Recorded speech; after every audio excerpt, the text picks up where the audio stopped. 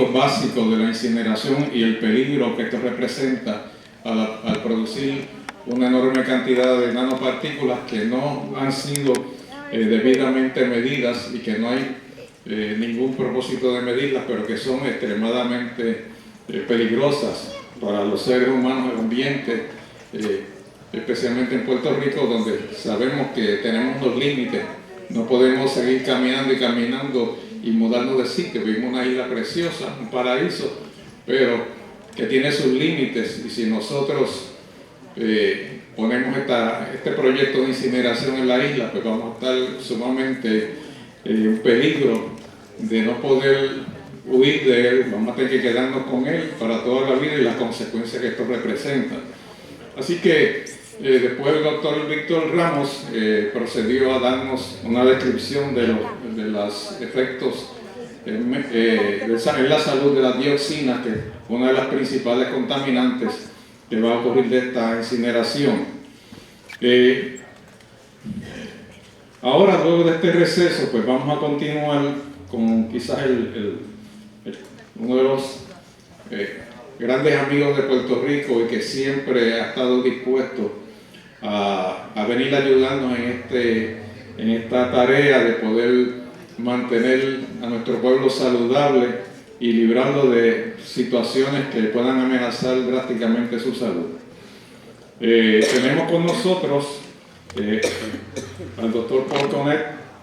Yo voy a leer un parrafito en inglés y después a dar 2 o 3 highlights en la trayectoria del doctor Paul Connett, ya que él ha venido en otras ocasiones y siempre nos ha apoyado al Colegio de Médicos y al Comité de Salud Ambiental y otras organizaciones en Puerto Rico para aclarar estos efectos de la incineración, y más que nada para darnos la conciencia de que nosotros podemos hacer algo con la basura, no solamente acumularla alrededor o esconderla o sencillamente quemarla. Hay otras cosas que se pueden hacer mucho más importantes y que nos pueden ayudar a mantener nuestra salud.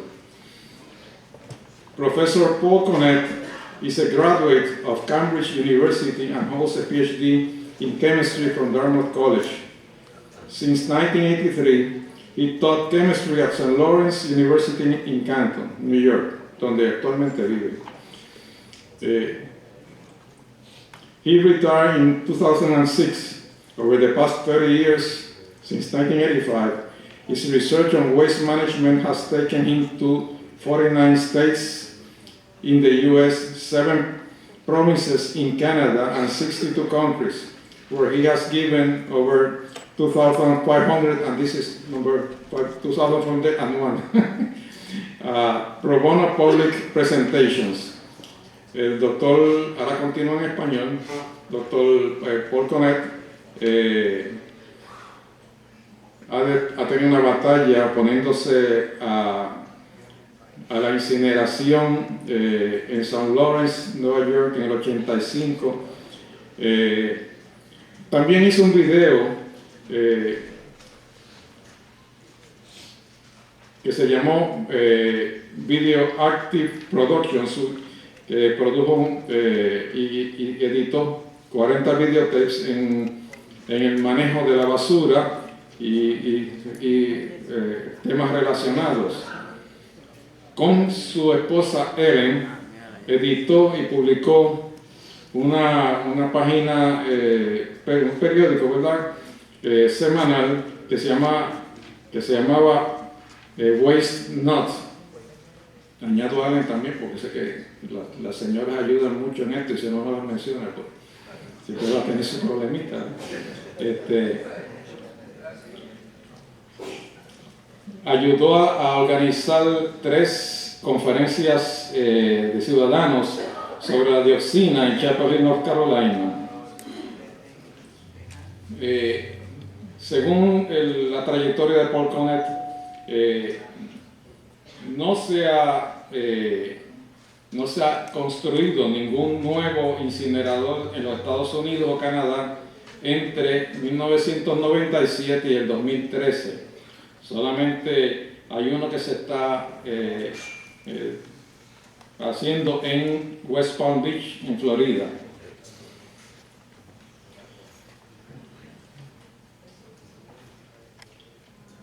También él ha estado trabajando y luchando mucho porque se hagan alternativas mucho más saludables y más efectivas para tanto los incineradores como los depósitos de basura, los landfills. El Colegio de Médicos-Cirujanos de hace mucho tiempo ha estado en esta lucha. Me recuerdo de que estábamos por allá por la avenida Barbosa. Desde allí nos reuníamos en un pequeño edificio allí para planificar y trabajar sobre cómo trabajar en contra del incinerador. Inclusive muchas veces nos amenazaron con respecto a esta lucha que llevamos. Y pues tenemos una gran persona que siempre ha contribuido con nosotros. Así que en este momento voy a dejarle al doctor Connett para que se dirija a ustedes y posteriormente pues tendremos los 3 presentadores para hacerle todas las preguntas necesarias. Okay, con ustedes, doctor Connett. Please, welcome.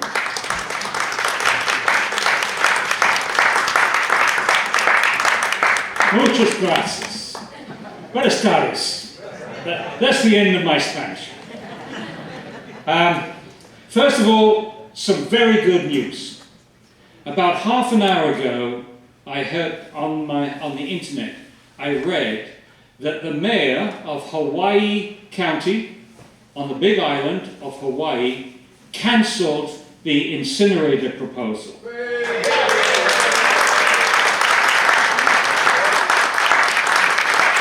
And the reason that he gave for cancelling the incinerator proposal was intense public opposition. So if the mayor on the Big Island of Hawaii can cancel the incinerator, surely the governor of Puerto Rico could cancel this incinerator. Okay. Well, you've already heard this, I think. 30 years fighting incinerators. My journey has taken me to 49 states, 7 provinces in Canada, 62 other countries. I've been to Puerto Rico at least a dozen times over the last 25 years, and I see people in the audience from my first visit, I recognize from my first visit here. So when I come back to this island, it's like seeing old friends again. And I spoke at the United Nations on this issue of zero waste in 2010, twice. And this was the title of my presentation at the United Nations, Zero Waste, a Key Stepping Stone to Sustainability. And this journey of mine on waste, which is unexpected, I did not expect to be spending so much time with trash when I started teaching chemistry, but it has just culminated in the publication of this book, The Zero Waste Solution. And the subtitle of this book is Untrashing the Planet, One Community at a Time. And the foreword to this book was written by Jeremy Irons. And the reason I use the words untrashing the planet, one community at a time, was because of the title of this movie, Trashed, which tells a terrible story about landfills and incinerators. And it's bad news, it's very depressing. But the zero waste message is very positive. And it's very inspiring, and I will be giving this talk in 2 parts. I shall first of all give the arguments against incineration, which is rather boring, but then in the second part I shall be talking about zero waste, why it's so hopeful for the planet. Yes, believe it or not, we have something hopeful for the planet. For young people here, there is hope in zero waste. So I shall be saying a few words about sustainability, the arguments against incineration, the zero waste strategy, and I don't think I'm going to have time for this, but if anybody's interested, and you want to know the shenanigans, the fudging that has gone on with the characterization of ash from incinerators. Believe it or not, in the United States, they've managed to massage the science to make the ash non-toxic. And I can tell you exactly how they did that. But whether or not we have time for that, whether you want it, is up to you. I'll give you a choice later on. So a few words about sustainability. We are living on this planet as if we had another one to go to. You know, it would all make sense. You know, it all makes sense with the way we're living, as if we could all jump in a little rocket ship and off we go to Mars. But, and if we treated the planet like that, which is how we treated most of the United States, you know, you trash one state, move on to the next one, and then the next one. We would need 5 planets if everybody consumed like an American. 5 planets. And we would need 2 planets if everybody consumed like a European. And meanwhile, India and China, and I was in India last month, you couldn't imagine the pollution in China. You couldn't imagine it. But they are copying all our consumption patterns. And they are copying the building of incinerators. They are planning right now between 150 and 300 incinerators to add to the awful pollution that you have in China. You cannot believe pollution until you've been to China.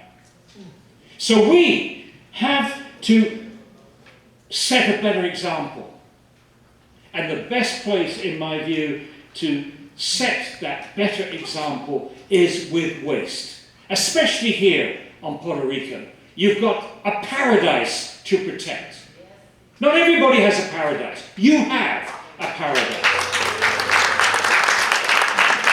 But with thoughtless leadership, with corrupt leadership, you can easily lose that paradise. And that's what my talk is about. I don't want you to lose that paradise. So our task, if you look at the big picture, is to convert a linear society, a society that functions in straight lines, to a society that functions in circles. Nature functions in circles. The planet functions in circles. Circles, circles. We function in straight lines. And the straight line looks like this. It starts with the extraction of raw materials, and then you ship them around the world, and then you manufacture products, and then you consume those products, and then you produce waste. That's our linear system. And if you look at the impacts of that linear system, we use I pressed too much at once. If you, sorry. Okay. If you look at the impacts, we use a huge amount of energy extracting resources, more energy with transport, more energy manufacturing, more energy in transport, and in the same time we produce lots of solid waste, air pollution, water pollution, carbon dioxide, all kinds of damage is caused in this system, and it all adds up to the big warning signal, the big signal. We've got lots of doctors in the audience. And how do you tell if your patients are sick? You say, put this thermometer in your mouth. And we put the thermometer in the mouth of the planet, and it says, we are sick. And that sickness is due to this linear system being imposed on our planet. So now, we want to look at all the different ways we have of handling trash and see how it impacts this system. Because obviously this has got to change. So let's start with landfills. If you bury your discarded materials into a landfill, then you've got to come all the way back to the beginning and start all over again. No change. No mitigation. Business as usual. Landfills are not sustainable. That's pretty obvious. What about incinerators? Yeah, if you burn the materials, at the end of the day, all your products, all your packaging, again, you have to come all the way back to the beginning. Incineration is not sustainable. Every time you burn something, every time you bury something, every time you destroy something, gasification, pyrolysis, any new system which destroys materials is not sustainable, because you have to go back to the beginning of the linear society. So incineration is not sustainable. Here's an incinerator in Syracuse. This is very close. This is an hour from where I live, Syracuse, New York. And this was the cartoon that I constructed. I didn't draw it, but I thought of it. And if you go to Syracuse, you get the shopping mall at one end of town, the big cathedral of consumption, and then you go to the other end of town and you get the high-tech cathedral, the high-tech toilet. So that's what you have. You'll have the beautiful cathedral of consumption in San Juan, and then you go to Arecibo and you see the toilet. And the mayor wants this. The mayor has no idea. The mayor of Arecibo, if he thinks that this is good for the economy, he's not doing his homework. Because what we found in the United States is that property values decreased the closer you got to the incinerator. So the people of Arecibo are not going to thank the mayor for supporting this project. Now, what about recycling materials? If you recycle materials, you cut out the impacts of extraction, plus any transport around the world. So yes, clearly recycling is getting us off part of this linear society. What if we reuse and repair the objects? Reuse and repair whole objects. Then you cut out both the impacts of extraction and manufacture. And if you compost the organics, the yard waste, the kitchen scraps and so on, you reduce the amount of chemical fertilizers that you have to use and the extraction of topsoils. So composting too reduces the impact of primary processing and manufacture. But composting does even more than that. Composting puts nutrients and structure back into the soil. We need to do that. It treats the soil as an ecosystem. Some people's attitude to the soil is it's sand. It's something you stick plants in. And then you get Monsanto and the chemical companies to provide you with the stuff you squirt on those things, which are standing in the soil. They don't understand. Plants grow from the soil. The soil is an ecosystem. The plants are meant to be part of that ecosystem. They need worms. They need all kinds of creatures in that soil. And we're killing them. We kill them. The ideal is Monsanto comes along with its poisons, kills everything, and then supplies the chemical nutrients and the chemical seeds and the chemical everything else. It supports organic agriculture. Composting, we need it for organic agriculture, but it's more. It helps the soil hold on to water, which may not be as critical for Puerto Rico as some other places. It holds on to carbon, and plant growth is stimulated by this compost, and that uptakes more carbon. Let's have a look at that.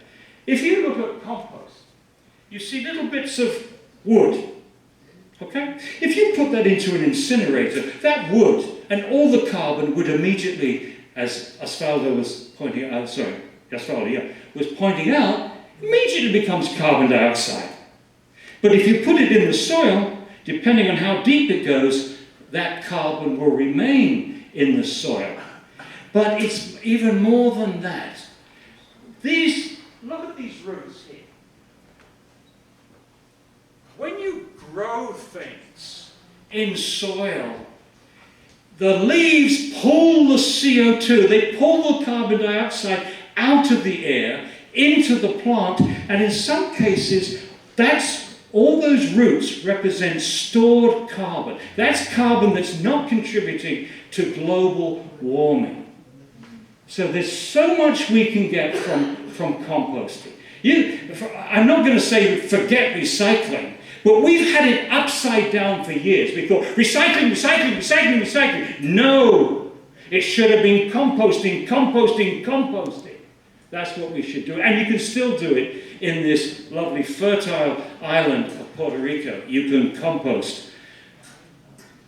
In fact, in San Francisco since 1996, San Francisco has composted, probably more now, this is about 2 years old, 1.2 million tons of organic waste.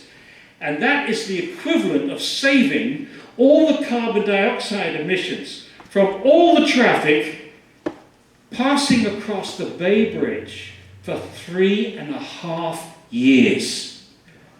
People want to know how to fight global warming. Nothing can be simpler to fight global warming than grow things. Grow things. Every time you grow things, you're going to take up CO2. But again, I would stress that what you should be looking at is supplying CO2 to the roots. Because you can keep it there. Just keep the roots there. Even if you harvest the plant, keep the roots.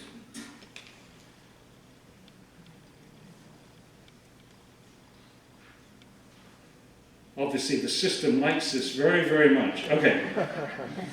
And then we have avoiding. If we avoid unnecessary packaging, we don't need all the packaging that we have. And we don't need all the products that they want to sell us. I mean, well, how does it work? We watch television. And what's television? Television is a plastic screen, and on that side of the plastic screen are beautiful people. They're really beautiful. They're beautiful, handsome, beautiful. They are super basketball players, they're super baseball players, super soccer players. They are just super. We, on the other hand, are very ordinary. We are very ordinary. Our job is just to sit in the chair watching them live. They live, we watch. But then there's a catch. Every 7 minutes on American television, a hand comes out across the screen and it says, if you buy this, you will be beautiful like me. You will be handsome like me. You'll be able to play soccer and basketball and like me. Just buy this stupid product. Okay, so we can reduce a lot of waste. It won't kill us. So as far as sustainability is concerned, every ton that we burn or bury, we are going in the wrong direction. Is Puerto Rico going to go in the wrong direction for the next 25 years? You're going to waste 25 years before you do the right thing? I hope not. I don't think that people want that. The question is, does the leadership want to do that? Whereas every time that we compost, every ton that we reuse, every ton that we recycle, every ton that we avoid, we are going in the right direction. Now, I'm getting pretty old now. I should be 75 this year, and I don't know how much longer I'll be able to do this. And quite frankly, I'm a little bit sick and tired of coming to Puerto Rico every couple of years or so, and I've been doing it for 25 years, to help you fight an incinerator, and then we win, and I go away, and nothing happens. If you don't put in place reuse, repair, recycling, and composting, you are eventually going to get the incinerator. So the easy part, from my point of view, is beating the incinerator. The hard part is to organize this island to do the right thing. And that's not just leaving it to the politicians. We need two things. We need young politicians who are not corrupt, who are listening to this, who are prepared to fight, but at the same time, he or she, possibly a she, has got to know that the citizens are out there to help them as a team. We need a team, politicians and citizens working together. And it's wonderful. It's wonderful to know two things that I've learned.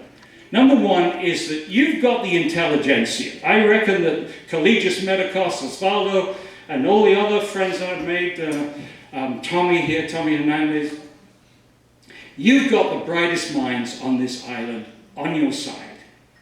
And last November I came here and you had the Zero Waste Youth organized. 150 young people from all over the island wanting to be part of the Zero Waste movement.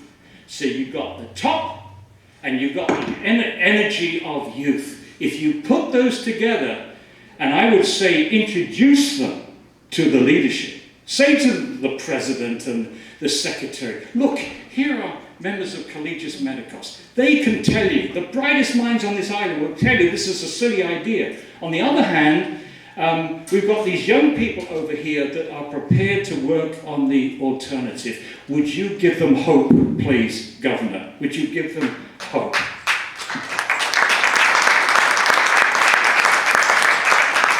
So again, just to remind you, every time you burn something, you have to go back to square one and start all over again. If you don't understand what sustainability or lack of sustainability is, that picture says it. Now, you want more arguments against incineration? I mean, personally, I think if someone tells me that something is non-sustainable in the 21st century, why put any effort into it? Why not put the effort into a sustainable solution? But here are some more arguments. It's extremely expensive. Now, the people pushing this don't care that it's extremely expensive, because they know just a few people are going to make money out of this. And they know that the rest of the people, the whole population of citizens, are going to be paying for this for 25 years. So they don't care. But we care. We care. This is not a good economic proposition. If this was based upon a rational economic decision about the best way to reduce waste, the best way to produce energy, incineration would be at the bottom of the list, of both lists. It's the worst, the most expensive way to produce energy, electricity, and it's the worst way of looking after waste if you're interested in sustainability. So why would any rational person choose this? Well, you have to look for irrational reasons. And one of those irrational reasons is that they're going to benefit personally from it, which is sad to say. And I have no axe to grind. I've never met these people that I'm talking about. Never met them.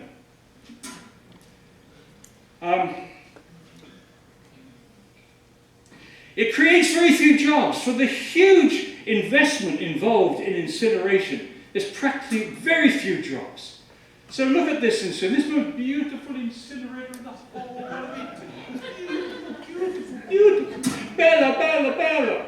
This incinerator cost 300 million euros. That's $400 million to build. It's since taken another 600 million euros in subsidies, energy subsidies. And for that, just 80 jobs. 80 jobs. We can create 80 jobs in a couple of reuse centers for doing nothing but handling second-hand goods. This is absurd.